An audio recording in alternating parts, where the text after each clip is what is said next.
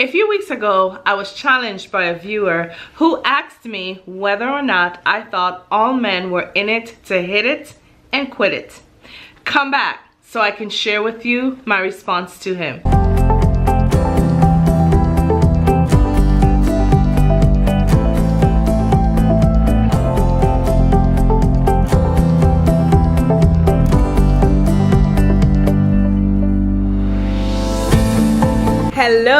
Hello, and welcome to another episode of Red Couch Chronicles. Hi, I am Danielle.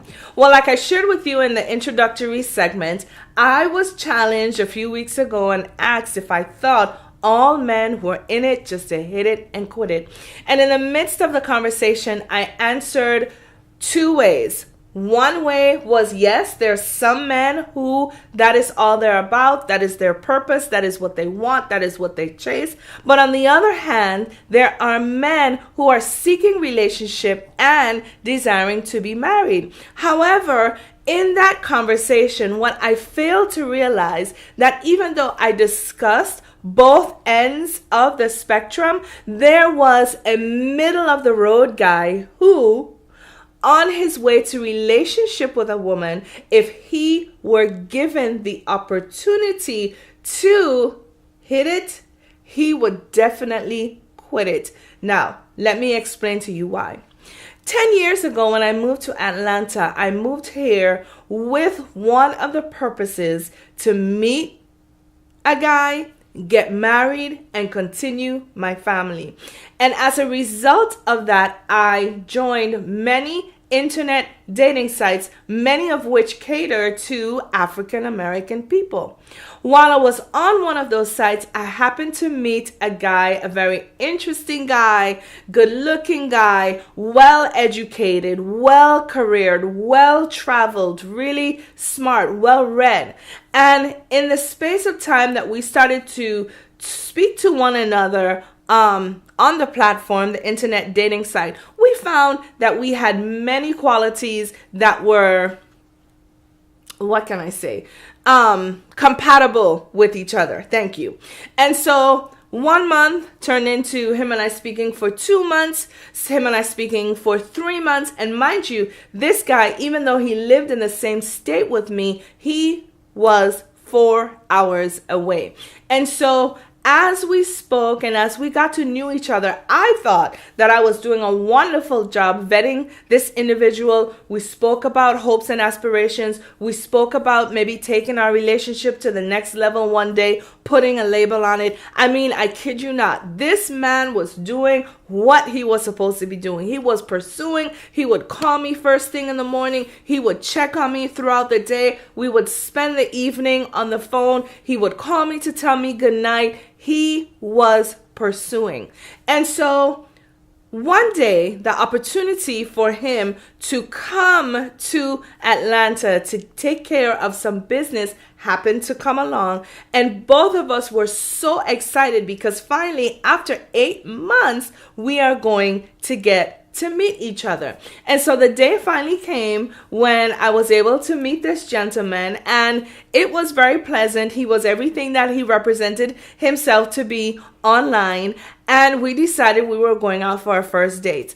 Our first date was going to be an early dinner because he had some things to do later that evening with family members. And so when we went to the restaurant, I really can't even remember where we went. But when we went to the restaurant, it just so happened that we bumped into some family members of him, some aunts, uncles, first and second cousins. And so our first date turned into a first date, but kind of bringing the girl home and introducing her to your family members. And so as we sat and we talked and his family interviewed me and asked me questions, I kid you not, we had a wonderful time. As a matter of fact, before the evening was over, I had his family's stamp of approval. And so when the date finally came to an end and it was time for us to leave, he said that he had some errands to run, but he would have seen me later.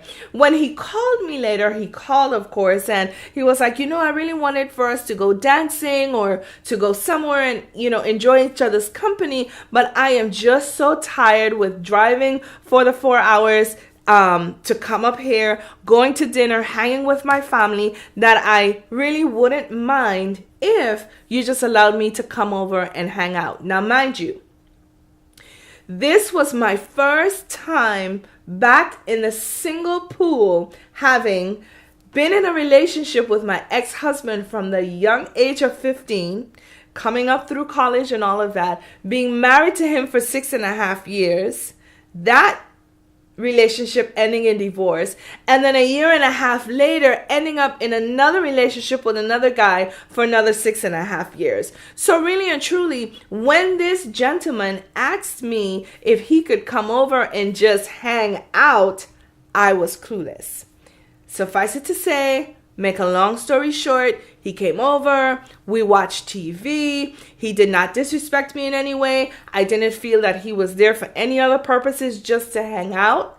And as the evening came to a close, of course now, I'm tired. Do you mind if instead of driving back to my mom's house, if I just spend the night here and then, we'll take it from here and we'll spend the day tomorrow? So of course, I'd vetted you for 8 months. You've never once crossed the line while we've been on the floor, when we've interacted with each other. So why would I think that you were going to put me in a precarious situation? Well, again, to make a long story short, and as you can imagine, one thing led to another, and we ended up having sex. The next morning, he left with the promise of seeing me later that day. And that afternoon turned into that evening, turned into the next morning, turned into the next day. And 3 days later, when I still hadn't heard from him, I decided to pick up the phone and give him a call. When I finally got him on the line and I asked, dude, what's up? I met you. We spent the night together. 3 days passed. I haven't heard from you. What's up with that? His response to me was so devastating at the time. I thank God for healing and I thank God for deliverance. Do you know what he said to me, beloved? He said, what?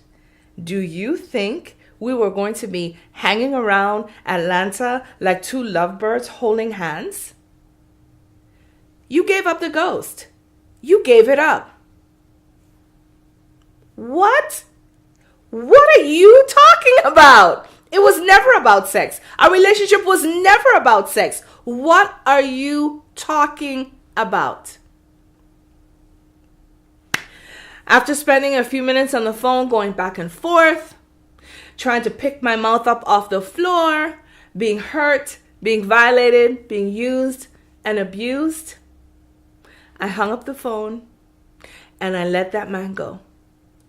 And so this is why, even to this day, just a little caveat, I preach or I teach about boundaries in relationship.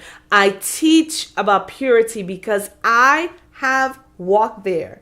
I have been there and I have done that, and it hasn't been nice. And so, viewer, if you are out there, and to answer your question or give you a little bit more clarification, yes, there are some men who are out there to hit it and quit it. Yes, there are some men who are out there looking for relationship and seeking a wife. But there are also some men in the middle of this spectrum, if you think about almost like a bell curve, who, in seeking relationship, if given the opportunity to hit it and quit it, they will most definitely do that. Beloved, if you have a story that you would like to share with me, please feel free to leave it in the comment section below. If you have any questions for me based on that experience that you would like me to answer, again, leave it in the comment section below. I would love to hear from you. And until next time, I say to you, be well. I say to you, walk in purity. I say to you, walk in boundaries. And this is Danielle in my office, waiting until the next time I get to see you again.